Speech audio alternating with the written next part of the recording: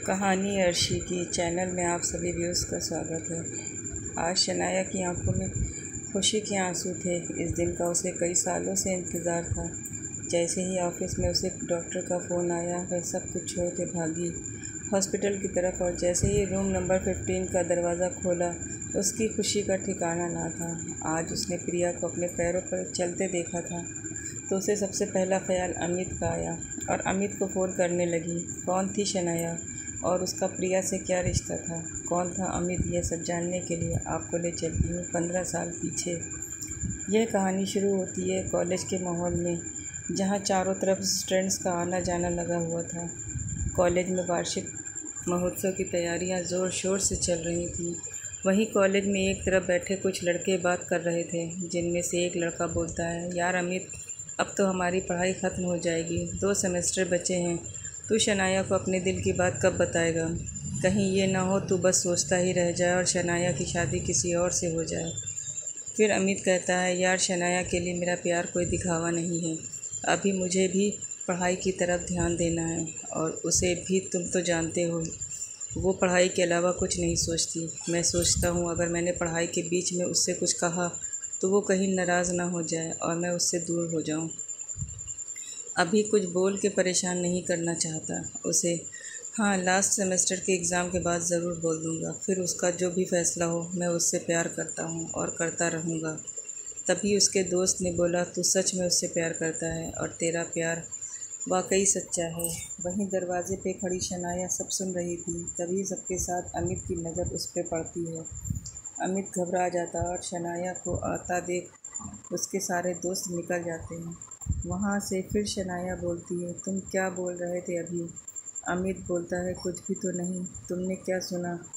तब शनाया कहती, अमित, मैंने सब सुन लिया है। क्या तुम सच में मुझसे प्यार करते हो और मुझे पढ़ाई में डिस्टर्ब ना हो इसलिए कुछ नहीं कहा? अमित जवाब देता है, हाँ शनाया, मैं तुमसे सच में बहुत प्यार करता हूँ, और उस दिन से करता हूँ जब तुम कॉलेज में पहली बार आई थी। तुम्हें देखते ही तुमसे प्यार हो गया था। तब से सोच लिया था कि तुम्हें अपना जीवन साथी बनाना है। शनाया सब सुन रही थी। फिर शनाया ने बोला, कितना प्यार करते हो मुझसे, बता सकते हो? इसके जवाब में अमित ने बोला कि शनाया, प्यार कभी नापा या तौला नहीं जाता। न मैंने कभी नापा है। इतना ज़रूर कहूँगा कि मेरी आखिरी सांस जिस दिन निकले तुम पास हो, और कुछ नहीं चाहिए। शनाया उसकी बात से इमोशनल हो गई, पर उसने कुछ जाहिर नहीं होने दिया। बस इतना बोला, देखो अमित, तुम्हें मुझसे प्यार है, मगर मुझे भी तो होना चाहिए। उसके लिए टाइम लगेगा, और ये भी हो सकता है मुझे कभी तुमसे प्यार हो ही ना। फिर क्या करोगे? तो अमित ने बोला, प्यार मेरे लिए बिजनेस तो है नहीं कि तुमको नहीं होगा तो ख़त्म हो जाएगा। इंतज़ार फिर भी रहेगा तुम्हारा। इस पे शनाया कुछ नहीं बोल पाई। उसने कहा, देखूंगी, लेकिन अभी मुझे टाइम चाहिए। अमित ने बोला, कोई बात नहीं, तुमको पूरा हक है। कॉलेज का प्रोग्राम ख़त्म हो गया था, सब अपने घर को आ गए। शनाया सोचने लगी, क्या सच में अमित उससे बहुत प्यार करता है? लेकिन उसने उसका कितना ख्याल किया। पढ़ाई की वजह से कुछ नहीं कहा, वरना आजकल के लड़के तो बस मौका ढूंढते हैं कब लड़की फंसे। फिर उसने थोड़ा सोचा, थोड़ा टाइम ले लेती हूँ, वक्त के साथ सब पता चल जाएगा। लेकिन अपनी पढ़ाई में लग गए, क्योंकि एग्ज़ाम्स अपने आने वाले थे। शनाया पढ़ाई में लग गई और अमित भी अपनी तैयारी करने लगा। दोनों एमबीए के स्टूडेंट थे। उसके बाद कैंपस में आने वाली कंपनियों में सेलेक्ट होना था और अच्छी जॉब पानी थी। शनाया शुरू से पढ़ाई में अच्छी थी और अमित भी टॉपर था, लेकिन अमित पढ़ाई के साथ साथ सब चीज़ों का ध्यान रखता था। मगर शनाया पढ़ाई के चक्कर में खाना पीना भूल जाती थी। उसे पीछे नहीं रहना था किसी से। उसके मम्मी पापा बोलते कि बेटे, सब चीज़ का ध्यान रखना चाहिए, खाना पीना ठीक रखो वरना तबीयत ख़राब हो जाएगी। लेकिन वो एग्ज़ाम्स टाइम में खाना पीना भूल जाती थी। आखिरकार एग्ज़ाम्स शुरू हो गए, पेपर होते जा रहे थे और लास्ट पेपर का दिन भी आ गया। अमित देख रहा था, आज शनाया बहुत वीक नज़र आ रही थी। अमित ने बोला, शनाया सब ठीक है ना? शनाया ने बोला, हाँ ठीक है, मगर अमित को ठीक नज़र नहीं आ रहा था। दोनों ने पेपर दिया और हॉल से निकलते वक्त शनाया की आंखों के सामने अंधेरा छा गया और वो ज़मीन में बेहोश होकर गिर पड़ी। चारों तरफ भीड़ लग गई। तब भी अमित की नज़र उस पर पड़ी। वो भागता हुआ आया और शनाया को उठा के बाहर भागा। उसके कुछ दोस्तों ने उसकी हेल्प की। एक ने अपनी गाड़ी उसे दे दी और अमित शनाया को लेकर हॉस्पिटल पहुंच गया। उसने शनाया की दोस्त से उसके घर का नंबर लिया और उन्हें भी इन्फॉर्म कर दिया। डॉक्टर ने टेस्ट किए तो पता चला सही से खान पान पे ध्यान न देने से खून की कमी हो गई है और कमज़ोरी की वजह से बेहोश हो गई है। तभी शनाया के मम्मी पापा भी आ गए। मम्मी रोए जा रही थी। पापा ने पूछा क्या हुआ। अमित ने बताया कि कमज़ोरी की वजह से यह बेहोश हो गई थी। तो मम्मी कहने लगी कितना समझाया इस लड़की को, मगर इसने कभी भी ध्यान नहीं दिया। अब मैं इसे थप्पड़ मार के खिलाऊंगी। मेरे लाड प्यार का गलत फ़ायदा उठाती है। अमित ने बोला आप परेशान ना हो, शनाया ठीक हो जाएगी। मैंने डॉक्टर से बात कर ली है और अंकल भी आ गए हैं डॉक्टर से बात करने। तभी शनाया के पापा आए और बोले डॉक्टर कह रहा है ब्लड चढ़ाना पड़ेगा जल्दी। अमित ने बोला क्या ब्लड ग्रुप है, तो उन्होंने बताया ए पॉजिटिव और मेरा भी शनाया का ही ब्लड ग्रुप है। मैं अपनी बेटी को ब्लड दूंगा। उस पे अमित ने बोला अंकल आप परेशान न हो, मेरा ग्रुप ओ पॉजिटिव है, मैं किसी को भी दे सकता हूँ, आप और मिल के देंगे। शनाया के माँ बाप ने अमित को बहुत धन्यवाद दिया और बोला बेटा बहुत अच्छे हो। अमित ने बोला आप लोग मुझे शर्मिंदा न करें, शनाया की जगह कोई और भी होता तो मैं तब भी यही करता। शनाया को दूसरे दिन होश आ गया। वह अमित से डॉक्टर को बात करते हुए देखती है तो पास में बैठी माँ से बोलती है मम्मी मैं यहाँ कैसे आई। उसकी मम्मी बताती है बेटा तू कॉलेज में बेहोश हो गई थी। यह लड़का अमित तुझे हॉस्पिटल लाया और तुझे ब्लड भी दिया। बहुत ही अच्छा लड़का है, इसने हमारी काफ़ी मदद की है। शनाया आंखें बंद कर लेती है। उसे अब भी कमज़ोरी महसूस होती है। उसे दिख रहा था कि अमित को उसकी कितनी फिक्र है। 3 दिन बाद वो लोग शनाया को लेकर घर आ जाते हैं। अमित भी साथ में होता है। मम्मी नाश्ता बनाने चली जाती है। तब शनाया अमित से कहती है थैंक्स अमित, तुमने मेरे लिए इतना कुछ किया। मम्मी ने बताया तुमने हमारी बहुत हेल्प की है। अमित जवाब देता है तुम भी इसे मदद ही समझती हो तो कोई बात नहीं, मगर तुम्हारा सही होना मेरे लिए बहुत ज़रूरी है। मेरे ज़िंदा होते हुए तुम्हें कुछ नहीं होगा, चाहे तुम मुझे अपना मानो या ना मानो। शनाया की आंखों में आंसू आ जाते हैं। शनाया कहती है अमित मुझे माफ़ कर दो, मुझे तुमसे ज़्यादा अच्छा जीवन साथी नहीं मिल सकता। क्या तुम जीवन भर के लिए मेरा साथ दोगे। अमित मुस्कुरा देता है और कहता है मैं तो बस तुम्हारा ही साथ चाहता हूँ। दोनों एक दूसरे का हाथ थाम लेते हैं। शनाया बहुत दिन बाद कॉलेज आती है। अमित उसके पास आता है और कहता है कि अब ठीक हो गई हो, पढ़ाई में लग जाओ, और शनाया हाँ में सर हिला देती है। उन दोनों के एक होने से उनके दोस्त भी खुश हो जाते हैं। दिन बीतने लगते हैं और दोनों पढ़ाई में लग जाते हैं। एक दिन शनाया कहती है अमित हमें अपने घर वालों को सब बता देना चाहिए। अमित बोलता है तुम सही कह रही हो, मगर मैं सोच रहा हूँ एक बार प्लेसमेंट हो जाए फिर दोनों खुशखबरी एक साथ देंगे। शनाया को उसकी बात सही लगती है। दोनों मन लगाकर पढ़ाई करने लगते हैं। कुछ दिन बाद उनकी क्लास में एचओडी आते हैं और इन्फॉर्म करते हैं कि 2 दिन बाद कॉलेज की तरफ से एक अनाथालय में जाना है। जो भी स्टूडेंट्स जाना चाहते हैं वो चल सकते हैं और बच्चों के लिए कुछ अपनी तरफ से ले जाना चाहते हैं तो ले जा सकते हैं। सारे स्टूडेंट्स तैयार हो जाते हैं। शनाया और अमित भी जाने के लिए उत्साहित होते हैं। आज अनाथालय में सबको जाना है। सभी लोग बच्चों के लिए चॉकलेट, खिलौने और भी चीज़ें ले जाते हैं। अनाथालय में घुसते ही पार्क में बच्चे खेल रहे होते हैं। सभी उन बच्चों की तरफ चले जाते हैं। बच्चे भी बहुत खुश होते हैं। तभी अचानक एक पेड़ के नीचे शनाया को एक बच्ची व्हील चेयर पर नज़र आती है। शनाया उस बच्ची के पास खींची चली जाती है। शनाया उस बच्ची के पास जाके हेलो करती है। बच्ची उसे मासूम नज़र से देखती है। शनाया बोलती है बेटा आपका नाम क्या है और आप अकेले क्यों हो और बच्चों के पास चलो, मगर वो बच्ची कोई जवाब नहीं देती। शनाया सोचती है इतनी छोटी बच्ची और व्हील चेयर पे उसकी उदासी का कारण यह व्हील चेयर ही है। वहाँ की एक केयरटेकर आशा तभी उन दोनों के पास आ जाती है। शनाया उससे पूछती है इसे क्या दिक्कत है। तब आशा बताती है कि मैडम, इस बेचारी की तो किस्मत ही ख़राब है, इसका यह हाल इसके माँ बाप की वजह से ही है।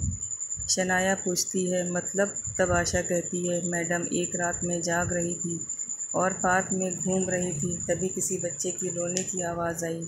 मैं जल्दी से बाहर गई तो देखा एक औरत बच्चे को बैग में छोड़ के जा रही थी। मैंने उसे रोका तो वह रुक गई। मैंने पूछा बच्चे को क्यों छोड़ के जा रही हो, क्या बात है? वह औरत कहने लगी प्लीज़ आप इस बच्ची को इस अनाथ आश्रम में रख लो। मैंने बोला बच्चा छोड़ने की क्या वजह है? वह औरत बोली कि मेरी बेटी पैदा हुई तो मेरे पति और ससुराल वाले इसे रखना नहीं चाहते, वो लोग इसे जीने नहीं देंगे। मैंने बोला कि तुम अपनी बच्ची के लिए आवाज़ नहीं उठा सकती, तो वह रोने लगी। मगर मैंने कुछ भी बोला तो मेरे सामने ही मेरी बच्ची को मार डालेंगे। वो लोग बहुत ऊंची पहुंच वाले हैं, उनका कोई कुछ नहीं कर सकता। फिर वह औरत वहां नहीं रुकी और चली गई। मैंने जल्दी से बैग खोला, उसमें बच्ची थी और बच्ची को इतनी जल्दबाजी में बैग में डाला था कि उसका एक पैर बुरी तरह मुड़ गया था। भूख से बच्ची बेसुध हो गई थी। मैं इसे अंदर लेके भागी और जो हमारी हेड है उन्होंने डॉक्टर को बुलाया तो डॉक्टर ने इसे बचा तो लिया, लेकिन इस मासूम का पैर सही नहीं हो पाया। शनाया की सच्चाई सुनकर दिल दहल गया। उसकी आंखों में आंसू बहने लगे और वहाँ अमित भी उसे ढूंढते हुए आ जाता है। अमित भी यह सुन के बहुत दुखी हो जाता है। दोनों सोचने लगे लड़का और लड़की में अंतर करने वाले हैवान आज भी हमारे समाज के बीच रह रहे हैं। शनाया ने सारी कहानी सुनने के बाद आशा से पूछा उस बच्ची का नाम क्या है? तो आशा बोली मैडम, यह बच्ची पैदा होते ही आ गई थी, इसलिए हम सब इसे छुटकी बुलाते हैं। अभी यह 4 साल की नहीं हुई है। जैसे ही होगी इसका एडमिशन स्कूल में होगा तब कोई नाम सोच लेंगे। अभी तो यह हमारी छुटकी है।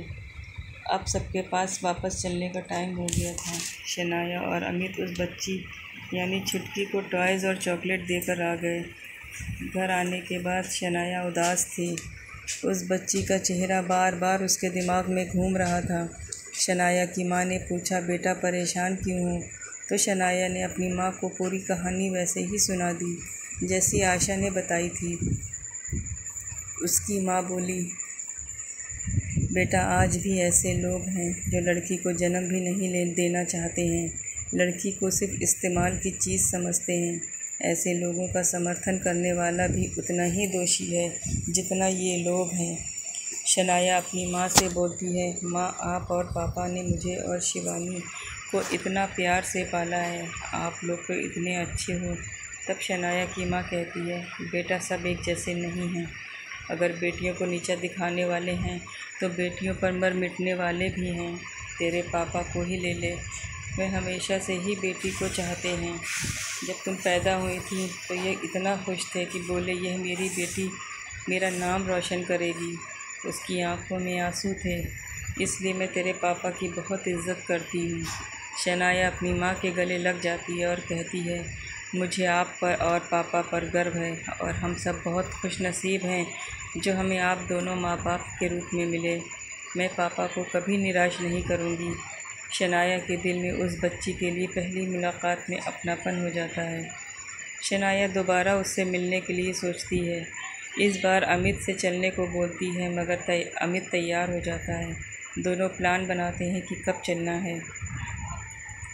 शनाया और अमित अनाथ आश्रम पहुँच जाते हैं। उस बच्ची का पता पूछते हुए उनके पास चले जाते हैं और दोस्ती के लिए हाथ बढ़ाते हैं। इस बार बच्ची थोड़ा मुस्कुरा देती है।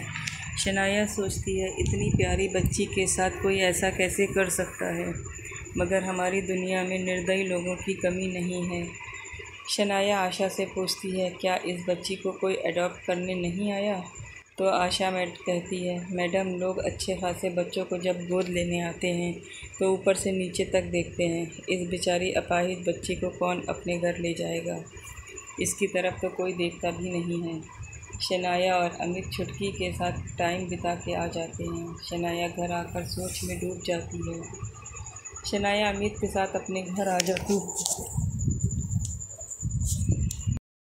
मगर उसके दिमाग में उस बच्ची का अक्स घूमता रहता है। वो सोचने लग जाती है कि पता नहीं कब उस बच्ची को एक घर मिलेगा, कोई उसकी तरफ माँ बाप की तरह हाथ बढ़ाएगा या नहीं।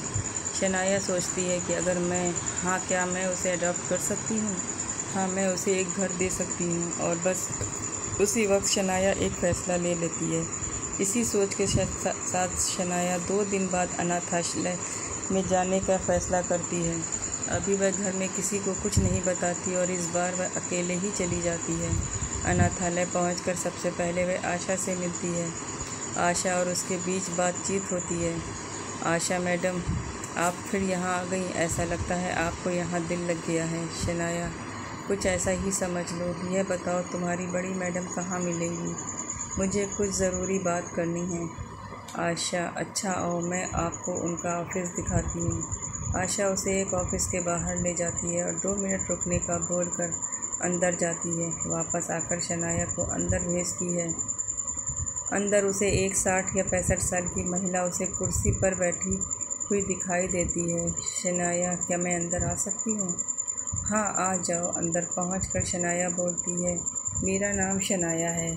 मुझे वो बच्ची, मेरा मतलब है चुटकी, मैं उसे अडॉप्ट करना चाहती हूँ। बड़ी मैडम उसे ध्यान से देखती हैं और फिर बोलती हैं, तुम मैरिड तो नहीं लगती हो, तो बच्ची को गोद क्यों लेना चाहती हो?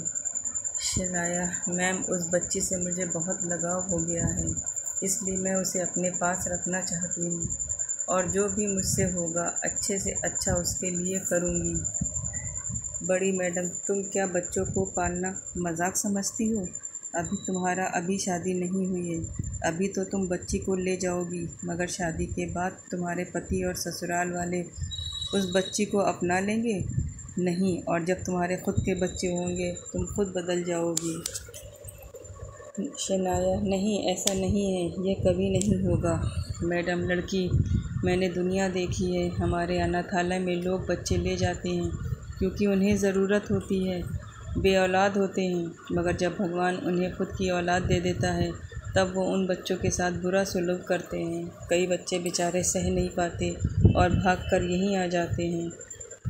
नहीं, भूल जाओ, यह बच्ची पहले से ही अपाहिज है, उसे झूठी उम्मीद मत दो। शनाया कुछ बोल नहीं पाती। बड़ी मैडम उससे पूछती हैं, तुम्हारी कमाई का साधन क्या है? बच्चे को हवा खिलानी है क्या? शनाया, नहीं, मेरी जॉब लगने वाली है। बड़ी मैडम, अभी तुम खुद अपने पैरों पे खड़ी नहीं हो, बच्ची को ले जाके अपने माँ बाप के भरोसे छोड़ दोगी। यहाँ मजाक नहीं हो रहा है, अब जाओ यहाँ से। शनाया बहुत निराश हो जाती है, मगर वो ठान लेती है उसे छुटकी को पाना है। शनाया घर आ जाती है, सोचने लग जाती है, क्या मैं मैरिड नहीं हूँ तो मैं बच्चा अडॉप्ट नहीं कर सकती? मगर उनके दिल में अविश्वास भी हम जैसे लोगों ने ही डाला है, जो स्वार्थ में आकर बच्चों को अडॉप्ट करते हैं और ख़ुद की औलाद होने पर बदल जाते हैं। मैंने तो यह सोचा ही नहीं कि अमित क्या इस चीज़ के लिए तैयार हो जाएगा। अगर वह तैयार हो भी गया तो क्या उसके घर वाले मानेंगे या नहीं? मगर मैं उन लोगों से उम्मीद क्यों करूं कि वो लोग मेरी सारी बातें मान लें। पहले मैं मम्मी पापा से बात करती हूँ। शनाया अपने माँ बाप के पास जाती है। मम्मी पापा, मुझे आप लोगों से बात करनी है। पापा, बोलो बेटा, क्या बात है? पापा, आपको पता है ना, हम कॉलेज की तरफ से एक अनाथालय गए थे।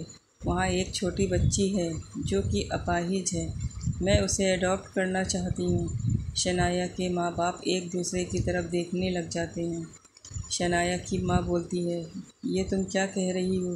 तुम्हें पता भी है अभी हम तुम्हारे आगे पूरा जीवन पड़ा है, शादी होनी है, कैसे होगा सब? शनाया, माँ, सारी बात शादी पे ही ख़त्म होती है, तो मैं शादी ही नहीं करूँगी, मगर मैं उस बच्ची को अडॉप्ट ज़रूर करूँगी। पापा, बेटा, अगर तुम उस बच्ची को अपने साथ रखना चाहती हो तो हम उसे अडॉप्ट कर लेते हैं, वह हमारे साथ रहेगी। नहीं पापा, आज तक आपने हमारे लिए बहुत कुछ किया है और अब जब आपके आराम की बारी आई है तो मैं आपके ऊपर एक ज़िम्मेदारी और डाल दूँ? ऐसा नहीं होगा। जो मेरी ज़िम्मेदारी है मैं उसको ही पूरा करूँगी। शनाया की माँ बहुत गुस्सा हो जाती है। माँ, यह लड़की ज़िद्दी हो गई है, इसे कुछ समझ ही नहीं आता है। शनाया के पापा कहते हैं, तुम शांत हो जाओ, मेरी बेटी कुछ गलत काम नहीं करने जा रही है। एक बच्ची की ज़िंदगी बनाना चाहती है तो शादी के बाद की बात है, उसके बिना जीवन नहीं रुक जाएगा। लेकिन अगर उस बच्ची को मेरी बेटी का साथ न मिला तो उस बच्ची का जीवन ज़रूर ख़राब हो जाएगा। मुझे शनाया की सोच पे बहुत गर्व है। यह जो करना चाहती है करने दो। शनाया को थोड़ी हिम्मत आ जाती है और वह खुश होकर अपने पापा के गले लग जाती है। शनाया अमित से बात करने का मन बना लेती है और अमित को बुलाती है मिलने के लिए। शनाया और अमित कॉलेज के पार्क में आमने सामने बैठे हुए हैं। शनाया, अमित एक बहुत ज़रूरी बात करने के लिए तुम्हें बुलाया है। हाँ बोलो शनाया। अमित, तुम्हें वह अनाथालय वाली बच्ची याद है ना? हाँ याद है। मैं उस बच्ची को अडॉप्ट करना चाहती हूँ। अच्छा, यह तो बहुत अच्छी बात है। अमित, वो बात ऐसी है कि मैं शादी नहीं करना चाहती। अमित, मतलब यह शादी कहाँ से बीच में आ गई? तुम बच्ची को गोद लेना चाहती हो तो मैंने तुम्हें कब रोका है? बल्कि हम दोनों मिलकर इस बच्ची का ख्याल रखेंगे। शनाया, अमित, तुम बात को समझ नहीं रहे हो। मैं शादी इसलिए नहीं करना चाहती क्योंकि मुझे छुटकी को अपना सारा टाइम देना है। मैं नहीं चाहती कि आगे लोग मुझ पर बच्चों के लिए दबाव डालें। अमित, तुम्हें मेरे ऊपर विश्वास नहीं है क्या? वो बात नहीं है, तुम अकेले नहीं हो, तुम्हारी फैमिली भी है, उनकी भी तो कुछ इच्छाएं होंगी और मैं नहीं चाहती कि मेरी वजह से किसी का दिल टूटे। तुम्हें भी पूरा हक है कि तुम अपनी लाइफ को अपनी तरह से जियो। मैं तुम्हें किसी चीज़ में बांधना नहीं चाहती। अमित, अच्छा, तुमने सब कुछ पहले ही सोच लिया है तो मैं क्या बोल सकता हूँ। तुमने तो मुझे इस लायक भी नहीं समझा कि अपने मन की बात बता सको। शनाया, अमित, तुम्हें खुश देखना चाहती हूँ। मैं नहीं चाहती कि किसी भी वजह से तुम्हारे और मेरे दोस्ती के रिश्ते में कड़वाहट आ जाए। तुम शादी करके अपनी ज़िंदगी आराम से जीना, तुम्हें कोई भी अच्छी लड़की मिल जाएगी। शनाया, तुमने मुझे अपना फ़ैसला सुना दिया है, लेकिन मेरी ज़िंदगी का फ़ैसला मैं करूँगा। मुझे शादी करनी है या नहीं करनी है, तुम मुझे ये मत बताओ। अमित गुस्से में था। शनाया, प्लीज़ अमित, मुझे गलत मत समझो। गलत मैंने नहीं, तुमने मुझे समझ लिया है। तुम क्या समझती हो मुझे? मैं इतना गिरा हुआ नहीं हूँ, समझी, कि मेरा प्यार मुझे नहीं मिलेगा तो मैं कहीं और दिल लगा लूँगा। तुम मुझसे प्यार कभी करती ही नहीं थी। मैंने तुम्हें सच्चा प्यार किया है। मैं अब तुम्हें आवाज़ नहीं दूँगा कि मेरे पास आ जाओ। जब तुम अपने दिल से मुझे बुलाओगी अपना बनाने के लिए, तभी आऊँगा। मेरे दिल में तुम्हारे लिए प्यार था और हमेशा रहेगा। और जब भी तुम्हें मेरी ज़रूरत होगी, तुम सबसे पहले अपने साथ मुझे खड़ा पाओगी। ये वादा है मेरा तुमसे। तुम मुझे अपना समझो या नहीं, पर मैं हमेशा तुम्हारे लिए जीऊँगा और हर हाल में तुम्हारा साथ दूँगा। हर खुशी गम में तुम्हारे साथ रहूँगा। मैं तुम्हारा इंतज़ार करूँगा। अमित वहाँ से उठकर चला जाता है। शनाया उसे भीगी आंखों से दे जाता हुआ देखती रहती है। घर आकर शनाया अपने कमरे में बहुत रोती है। उसकी बहन उसे रोता हुआ देखती है और पूछती है, दीदी क्या हुआ? आप मुझे बता सकती हो? शनाया अपना दिल हल्का करने के लिए सब बता देती है।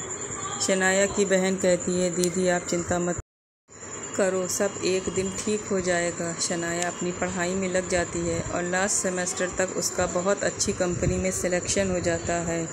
शनाया बहुत खुश होती है। उधर अमित भी एक अच्छी कंपनी में जॉब पा लेता है। शनाया अब सीधे अनाथालय जाती है, वहाँ की संचालिका से मिलती है। शनाया को देखकर वह बड़ी मैडम सोच में पड़ जाती हैं कि यह लड़की दोबारा क्यों आई है। शनाया, क्या मैं अंदर आ सकती हूँ? संचालिका, हाँ आओ, मगर अब क्यों आई हो? शनाया, जी मैं आपको अपना अपॉइंटमेंट लेटर दिखाने आई हूँ। मैं अब उस बच्ची का पूरा खर्च उठा सकती हूँ। और रही बात शादी की, तो मैंने शादी न करने का फ़ैसला किया है। अब तो आपको कोई दिक्कत नहीं होगी मेरे छुटकी को अडॉप्ट करने से। संचालिका कहती है, मुझे लग रहा था तुम जोश में बच्ची को अडॉप्ट करने की बात कर रही हो, मगर मैं गलत थी। तुम बाद में भी ऐसे ही रहोगी ना? मेरा मतलब तुम्हारा प्यार बच्ची के लिए कभी ख़त्म तो नहीं होगा। शनाया, मैम आपने ही तो उस दिन कहा था कि यहाँ कोई मजाक नहीं चल रहा, तो मैं बहुत सीरियस हूँ इस मामले में और मैं बदलने वालों में से नहीं हूँ। आपका विश्वास मैं एक पल में तो नहीं दिला सकती, मगर आपका जब भी मन करे आप खुद आकर चेक कर लेना। इस बार संचालिका कुछ नहीं बोलती, बस इतना कहती है, जिस दिन तुम ऑफिस ज्वाइन कर लेना उस दिन मेरे पास आ जाना, क्योंकि फॉर्म में तुम्हारी आय का साधन दिखाना होगा और जिन चीज़ों की ज़रूरत होगी तुम्हें आशा बता देगी। शनाया थैंक्स करके बाहर आ जाती है। शनाया की खुशी का ठिकाना नहीं रहता है। वह घर आकर अपने माँ बाप को सबसे पहले बताती है।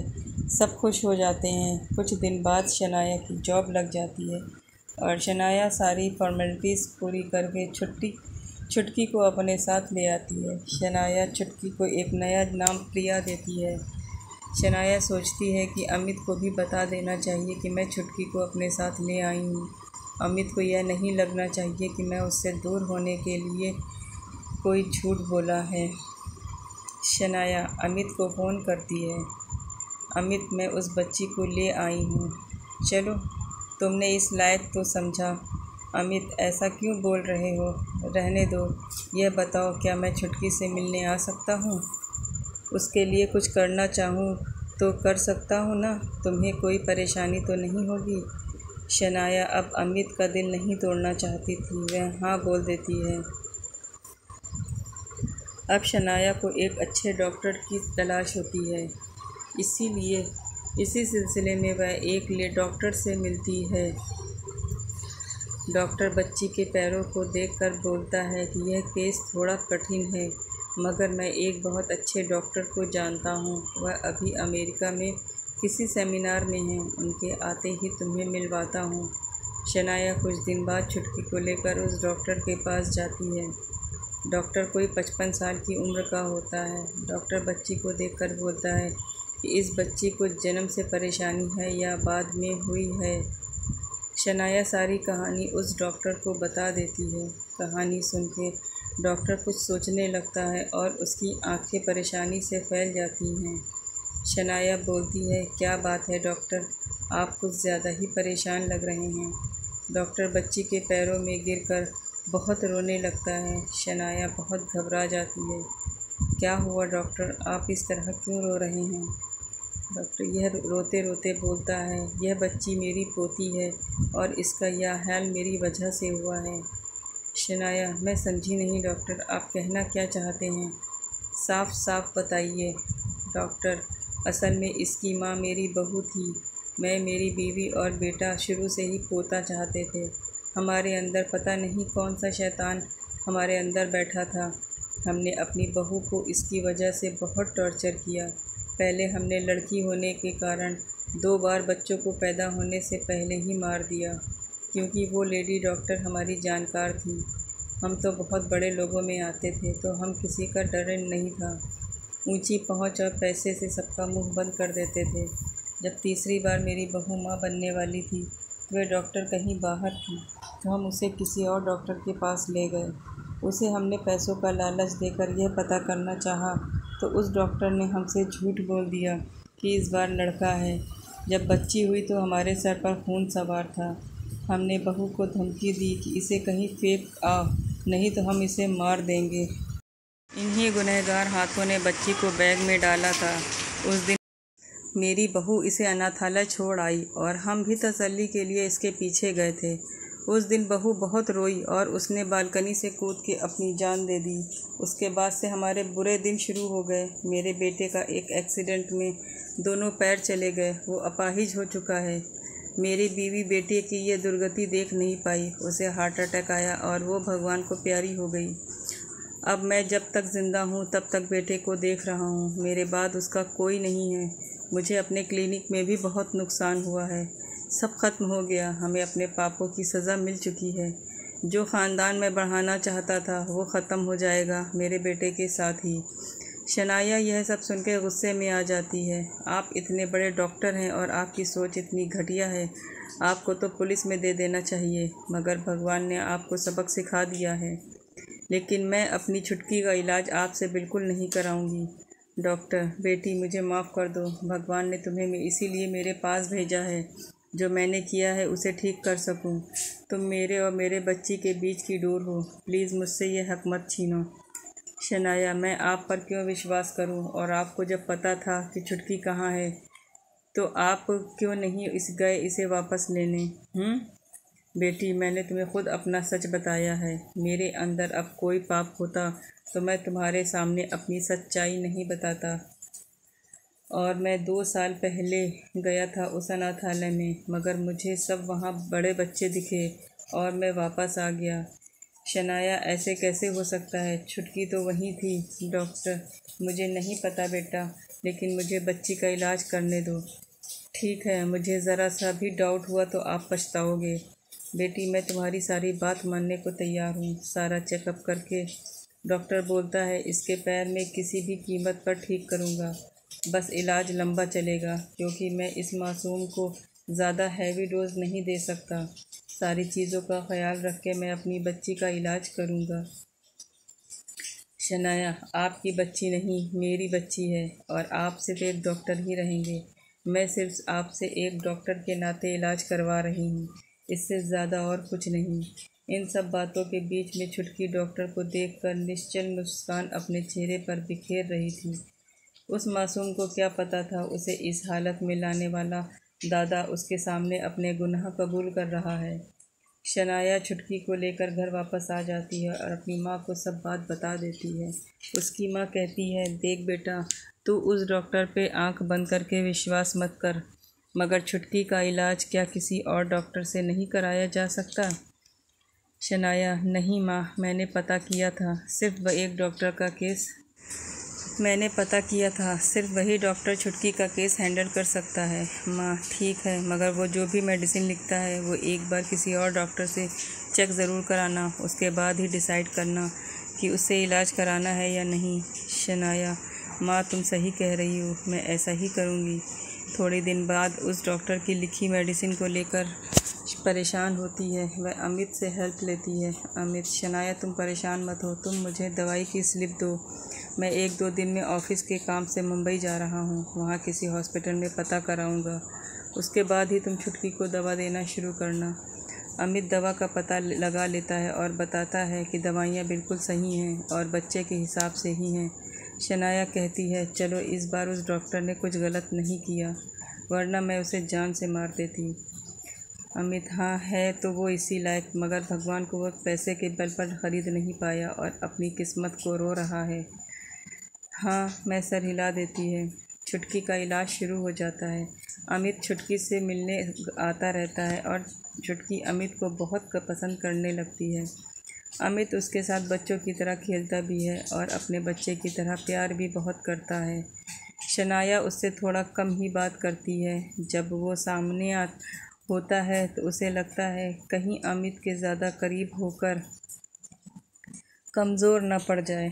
शनाया ऑफिस में आने के बाद सारा टाइम छुटकी के साथ बिताती है। अब छुटकी भी शनाया से इतना प्यार करने लगती है कि रात का खाना वह शनाया के बिना नहीं खाती है। अमित भी उसकी हर तरीके से हेल्प करता है और अपने बड़े के अनुसार जब में मदद की ज़रूरत हो वह हमेशा शनाया के साथ सबसे पहले खड़ा रहता है, चाहे दिन हो या रात। एक दिन शनाया डॉक्टर के पास जाती है तो डॉक्टर बोलता है, बेटा, मैं तुमसे एक बात कहना चाहता हूँ कि छुटकी को कभी मत बताना कि मैं उसका दादा हूँ, और जो भी मैंने किया है मैं नहीं चाहता यह बच्ची मुझसे नफ़रत करने लगे। शनाया, आपको क्या लगता है कि मैं छुटकी को यह सब बता के दुखी करूँगी? मैं कुछ भी नहीं बताऊँगी उससे, उसकी आगे की ज़िंदगी में कोई दुख नहीं होगा। डॉक्टर उसके सामने हाथ जोड़ लेता है। यह कर्म होते हैं कि आप कितने भी पैसे से रुतबे से बड़े क्यों ना हों, मगर आपके कर्म अच्छे नहीं हैं तो आपको अंत में झुकना ही पड़ेगा। छुटकी धीरे धीरे बड़ी होने लगती है। पढ़ाई के साथ साथ छुटकी पेंटिंग में भी अच्छी होती है, मगर छुटकी शनाया के लिए कुछ करने को तैयार नहीं होती है। जब तक शनाया नहीं आती वो अपनी मेडिसिन भी नहीं लेती है। शनाया उसे बहुत समझाती है मगर वो नहीं समझती। जब छुटकी 15 साल की हो जाती है तो एक दिन अमित उससे मिलने आता है। छुटकी देखती है कि शनाया कभी भी अमित से बैठ के बात तक नहीं करती है। उसे यह बात थोड़ी खटकती है। छुटकी सोचती है कि अमित अंकल तो इतने अच्छे हैं, तो शनाया माँ क्यों नहीं उनसे बात करती है। वो इस बारे में शनाया की बहन शिवानी से पता करने की सोचती है। शनाया की बहन से छुटकी जब अमित और शनाया के बारे में पूछती है तो शिवानी उसे बता देती है कि कैसे शनाया ने छुटकी के लिए अमित से अपना रिश्ता तोड़ लिया था। छुटकी सोचती है कि शनाया ने उसके लिए इतना कुछ किया तो वह अपनी वजह से इतना सच्चा रिश्ता नहीं टूटने दे सकती। छुटकी यह सब सोच लेती है कि उसको शनाया की हिम्मत बनना है और ख़ुद को जल्दी से जल्दी अच्छा होना है, ताकि शनाया माँ के पास अब किसी बात को मना करने के लिए कोई रीज़न ना हो। छुटकी अब अपनी हर चीज़ का ख्याल रखने लगती है, टाइम से खाना और मेडिसिन लेना शुरू कर देती है। छुटकी में यह बदलाव देखकर शनाया को आश्चर्य भी होता है और खुशी भी होती है। अमित के घर वाले उस पर शादी करने का कई बार दबाव बनाते हैं, मगर वो अपने फ़ैसले से नहीं हटता है। शनाया भी अपने दिल में अमित के लिए दुखी होती है, मगर उससे कुछ कह नहीं पाती है। छुटकी की दवाइयों का डोज ज़्यादा कर दिया जाता है और दवाइयाँ असर करना शुरू कर देती हैं। एक दिन छुटकी के पैरों में दर्द शुरू हो जाता है। शनाया घबरा जाती है। शनाया डॉक्टर को फ़ोन करती है। शनाया डॉक्टर, छुटकी के पैरों में दर्द होना शुरू हो गया है, आप कैसी दवा दे रहे हैं। डॉक्टर, अच्छा, यह तो बहुत अच्छी बात है, दवाओं का असर होने लगा है। उसके पैरों में दर्द होने का मतलब उसमें खून का सर्कुलेशन होने लगा है। उसके पैर अब बहुत जल्दी ठीक हो जाएंगे। शनाया, क्या डॉक्टर आप सच कह रहे हैं? अब कितना टाइम और लगेगा? एक काम करो, तुम हॉस्पिटल आ जाओ, छुटकी को लेकर उसकी फिजियोथेरेपी शुरू कर देते हैं।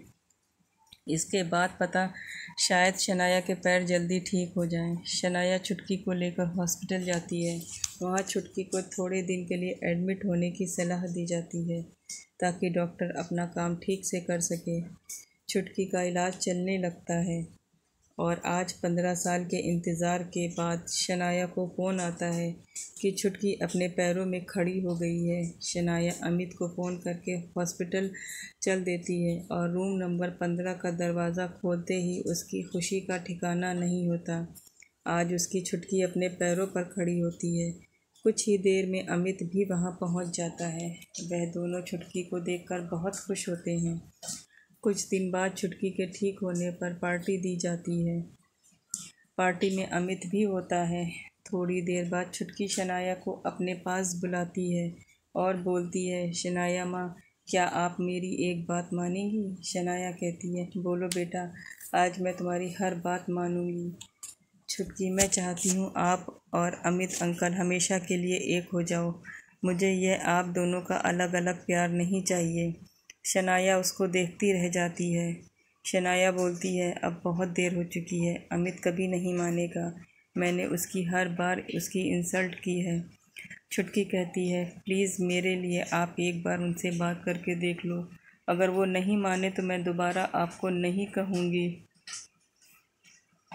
शनाया नहीं मानती है तो छुटकी खुद अमित के पास जाकर बोल देती है कि क्या आप मेरी शनाया माँ से शादी करोगे? अमित बोलता है, छुटकी, मैं तो जाने कब से तुम्हारी शनाया का इंतज़ार कर रहा हूँ, मगर वो खुद ही नहीं चाहती कि मैं क्या कर सकता हूँ। इस बात को शनाया सुन लेती है। शनाया इस बार खुद अमित से बोलती है, अमित, मैं अकेले चलते चलते थक गई हूँ, क्या तुम मेरा साथ आगे की ज़िंदगी में दोगे? अमित खुश होकर कहता है, शनाया, मुझे सिर्फ तुम्हारे इन्हीं शब्दों का इंतज़ार था, मैं तो तुम्हारा ही था। दोनों एक दूसरे का हाथ थाम लेते हैं। सच्चा प्यार कभी न बूढ़ा होता है और न मरता है, बस उसे निभाने वाले सच्चे होने चाहिए। आज तीनों और उनके साथ हर किसी की आंखों में हल्के हल्के आंसू थे, क्योंकि आज उनका इंतज़ार ख़त्म हो गया था। दोस्तों, आपको ये कहानी कैसी लगी प्लीज़ कमेंट बॉक्स में ज़रूर बताइएगा। अगर आपको कहानी पसंद आई हो तो प्लीज़ मेरे वीडियो को लाइक और चैनल को सब्सक्राइब करिए, और हाँ, बेल आइकन को ज़रूर प्रेस करिएगा ताकि मेरी आने वाली नोटिफिकेशन आप तक सबसे पहले पहुँचे। अल्लाह हाफिज़।